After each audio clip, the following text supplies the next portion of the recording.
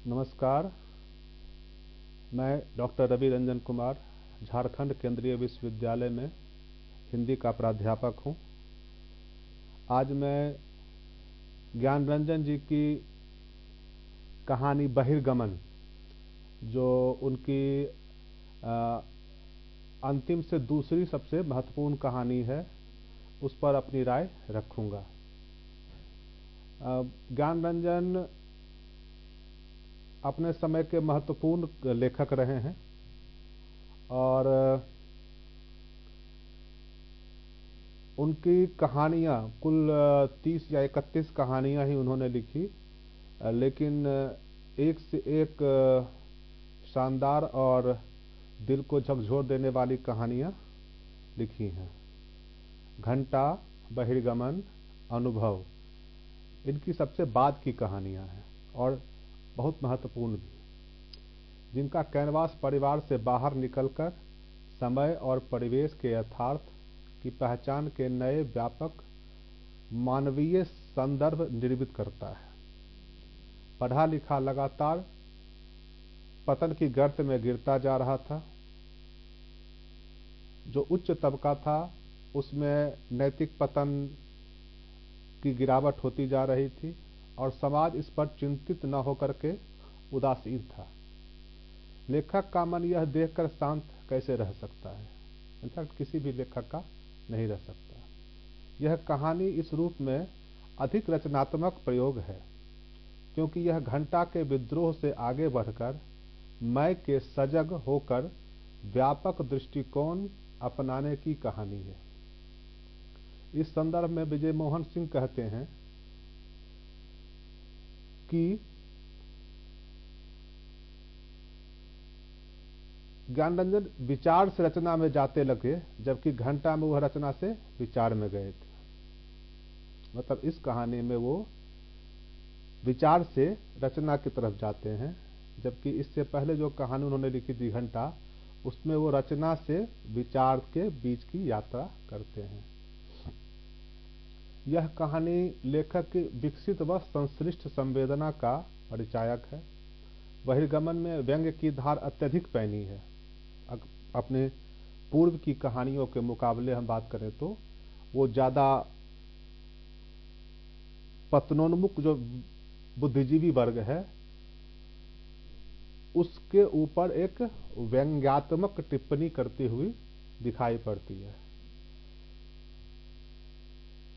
उसमें कई सारे बिंदु दिखाई पड़ते हैं। कहानी पतनोन्मुख भारतीय परिवेश व उसमें जो बुद्धिजीवी का विसंगतिपूर्ण व्यवहार है उसको लगातार उसका पर्दाफाश करते फिरती है।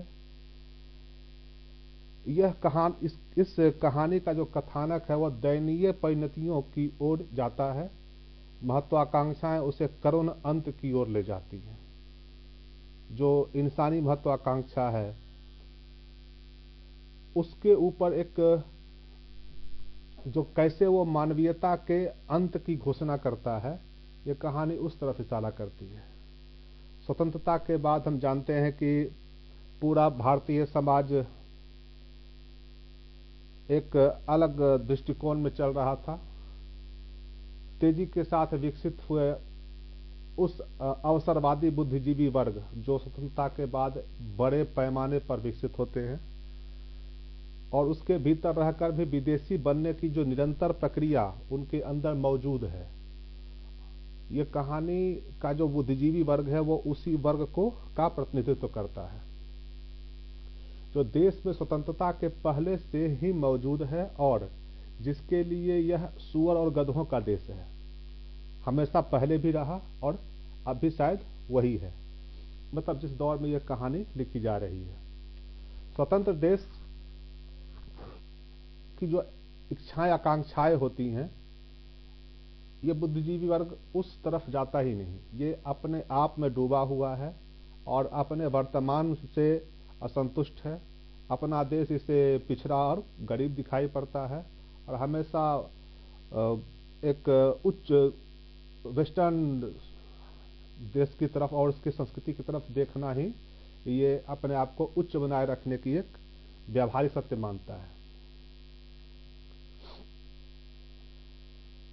एक कहानी ऐसे बहुत सारे ऐतिहासिक परिप्रेक्ष्यों की बात करती है जहां अपने सुरक्षित स्थानों से निकलकर आजाद भारत के पर्याप्त विस्तृत वर्ग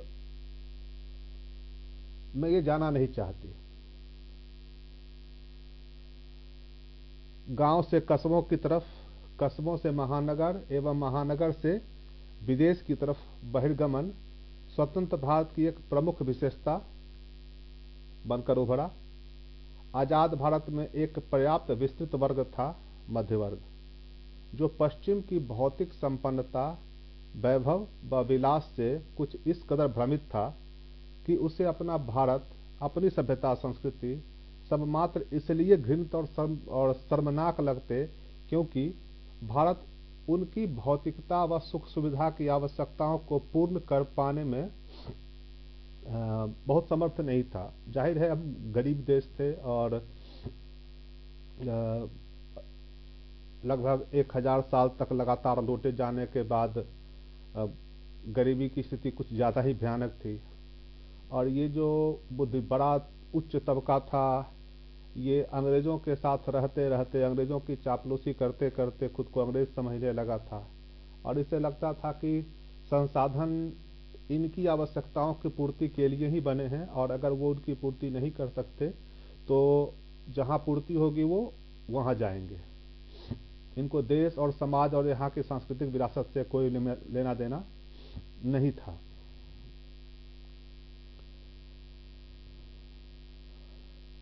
बहिर्गमन की कटुता और आवेग के पीछे शासकीय संस्कृति के मूर्त विश्लेषण की मात्रा अधिक है। अब इसको ऐसे कहेंगे कि इस कहानी में अपने अब तक की लेखकीय विकास की जो चरम सीमा है वो ज्ञानरंजन ने छू ली है। जो शासकीय चरित्र होता है उसका विश्लेषण उन्होंने बहुत व्यापक तरीके से किया है और इस आक्रोश को ज्ञानरंजन ने सही परिप्रेक्ष्य में प्रस्तुत किया भी है, जो पहले की कहानियों में ज्यादातर बिखराव लिए हुए था अथवा व्यक्ति संबंधों की सीमित परिधि में क्रियाशील था। यह सही है कि इस परिप्रेक्ष्य में का एहसास उन्हें घंटा में दृष्टिगोचर होने लग गया था, किंतु वहां लेखक अपनी निजी संवेदना की परिधि से मुक्त नहीं हो पाया था। उसका निजीपन उसके ऊपर हावी था। केवल उस मुक्ति की प्रक्रिया में वो प्रविष्ट भर हुआ था। बहिर्गमन में वह प्रक्रिया लगभग पूरी हो चुकी है। तभी लेखक इस कहानी में एक ही संस्कृति के दो भिन्न स्वरूपों की विशिष्ट नाट्यात्मक रूप से उसको की प्रस्तुति करता है और उसमें समर्थ भी है। कहानी में नई कहानी के फैशनेबल, विलासी, अवसरवादी, अवसाद, अहंकार, अहमवाद आदि जो गुण हैं वो नायक के यथार्थ से पलायन के प्रहार की तरफ उसको ले जाते हैं। लेखक की दृष्टि में एक छेद कर देने वाला, यथार्थ के अंदर घुस जाने वाला एक दृष्टिकोण दिखाई पड़ता है। जो नायक है इस कहानी का वो सब कुछ पा लेना चाहता है। एक अजीब सी हड़बड़ाहट उसके चरित्र में दिखाई पड़ती है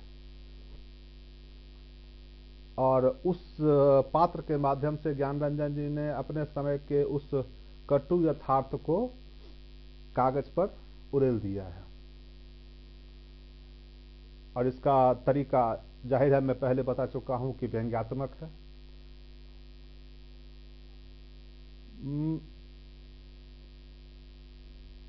इस बनावटी दुनिया की जो स्वरूप है उसका असर तत्कालीन कथा साहित्य पर बहुत व्यापक तरीके से दिखाई पड़ता है। ये भी आपको इस कहानी में देखने को मिल जाएगा। जो भी ज्ञानरंजन रोज देख रहे थे अपने आसपास, उसका जो दमघोटू रूप था माहौल का, वो व्यंग के रूप के माध्यम से बाहर आ जाता है। बनावटी स्वभाव, दोहरी जिंदगी, मुखौटे वाला जीवन, एक के चेहरे के ऊपर एक चेहरा के ऊपर एक चेहरा, जैसे हम वो पढ़ते हर आदमी के होते हैं, हर आदमी में होते हैं 10-20 आदमी, जिसको भी देखना हो कई बार देखना। ये नीता फाजली का शेर है और लगभग वो भी उसी भावभूमि को बयान करता है जिस तरफ ये कहानी अब बयान करती है। यही कारण है और कि उस चरित्र को भी इस कहानी के माध्यम से ज्ञानरंजन जी ने दिखाने की लगातार कोशिश की है।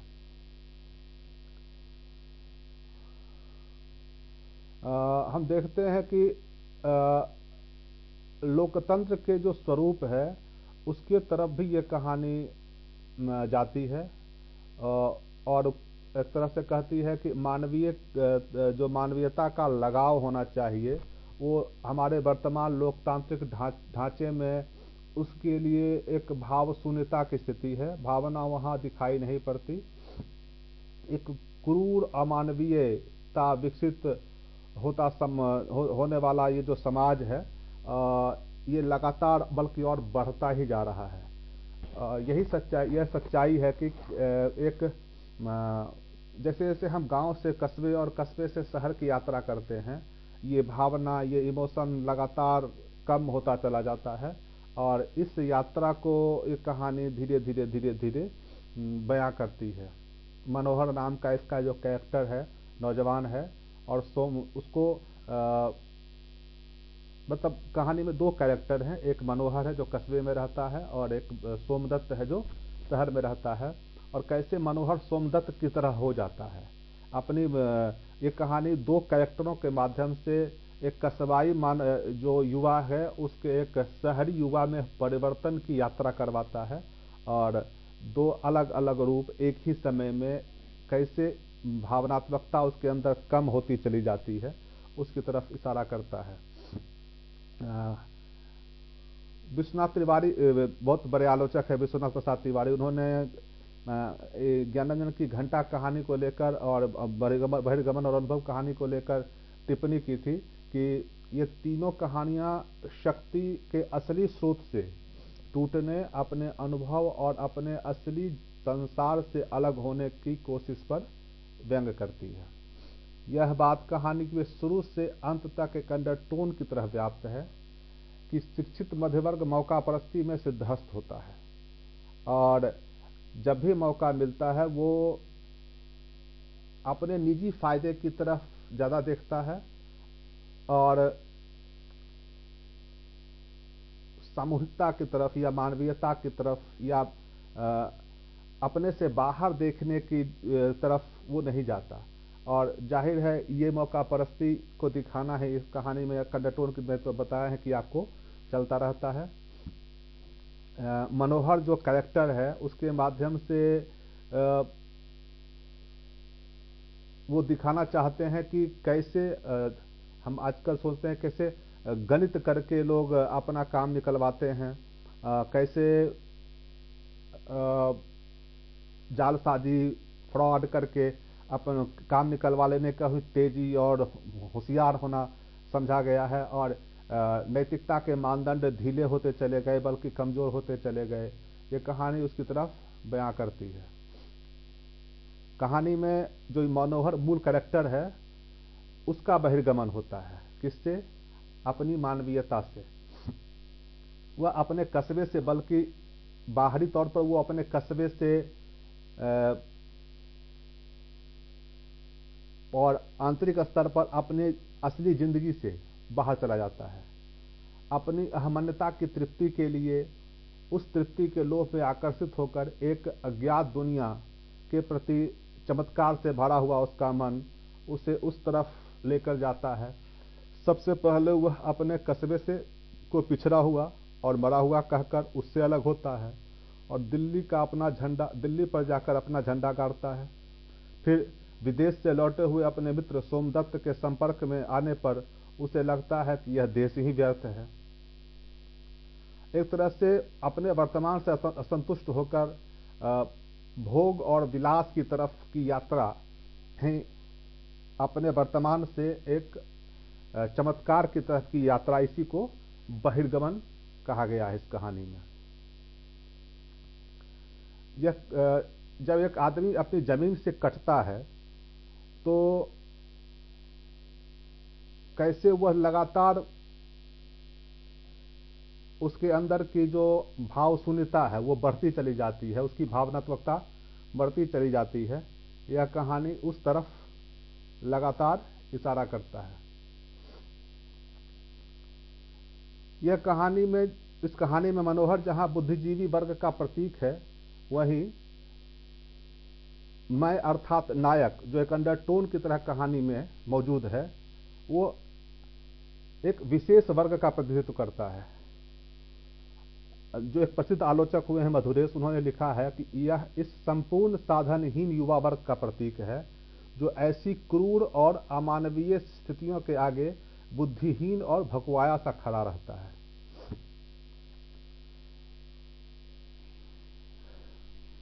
ये वही परिस्थितियां हैं जहां मनोहर हथियार डाल देता है और संपन्नता के आकर्षण की तरफ दौड़ने लगता है, जबकि उसके सामने खड़ा मैं वह आईना है जिसके बहाने से ज्ञानरंजन यह दिखाते हैं कि मनोहर की दौड़ दरअसल संपन्नता की ओर नहीं बल्कि पतन की ओर का दौर है। मैं वह आईना है जिसमें मनोहर और सोमदत्त नंगे हो जाते हैं। यह मैं कथा का सूत्रधार भी है, और यह जो मैं है ये कथा का सूत्रधार भी है। जब मनोहर कस्बे के प्रति नफरत और चिढ़ के लिए शहर जाता है तो नायक उस नफरत की गर्द को साफ करता हुआ चलता है। और हम देखते हैं कि ये नफरत जब एक बार आपके अंदर शुरू हो जाती है तो ये लगातार बढ़ती ही जाती है, इसकी भूख कभी शांत नहीं होती। अब गांधी जी के उस थॉट को याद करते हैं कि जो अर्थशास्त्र को लेकर गांधी का व्यू था कि भोग की कोई सीमा नहीं होती, वो एक बार अगर आपको आदत पड़ गई तो आप उसकी तरफ लगातार बढ़ते जाते हैं और वो भूख कभी खत्म नहीं होती।